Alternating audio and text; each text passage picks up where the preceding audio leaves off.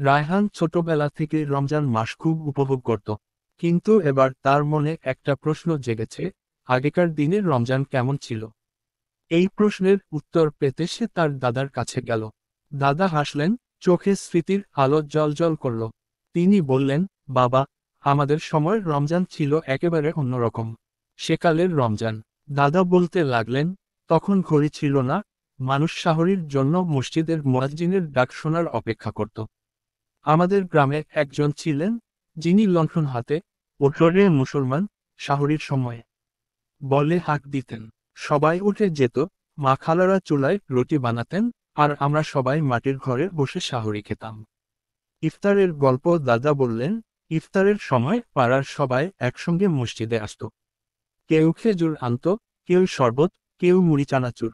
ইফতারের পর সবাই মাগরিব নামাজ আদায় করত, তারপর একসঙ্গে তারাবির পড়তে যেত। আর ছোটরা রোজা রাখলে তাদের জন্য থাকতো বিশেষ উপহার। রায়হান অবাক হয়ে বলল, দাদা, তখন কি এত খাবার ছিল না? দাদা হেসে বললেন, ছিল, কিন্তু আমরা সংযম করতাম। অনেক কম খেতাম, বেশি ইবাদত করতাম। খাবারের চেয়ে আত্মার পরিশুদ্ধি ছিল বড় কথা।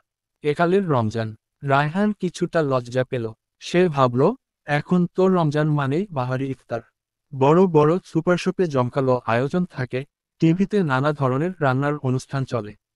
ইফতারের সময় মানুষ খাবারের ছবি তুলে সোশ্যাল মিডিয়ায় পোস্ট করে।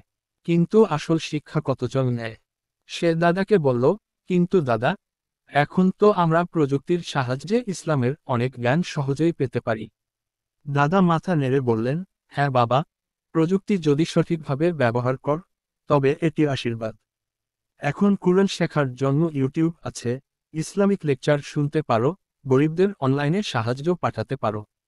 কিন্তু সমস্যা তখন হয়, যখন মানুষ ইবাদতের চেয়ে অন্য কিছুতে বেশি মনোযোগ দেয়। রায়হানের চোখ খুলে গেল। সে সিদ্ধান্ত নিল, এবার সে রমজানের প্রকৃত শিক্ষা গ্রহণ করবে।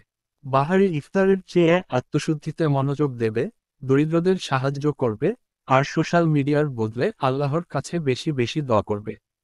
দাদা খুশি হয়ে বললেন, এই তো, রমজান বদলালেও এর শিক্ষা তো এক রয়ে গেছে।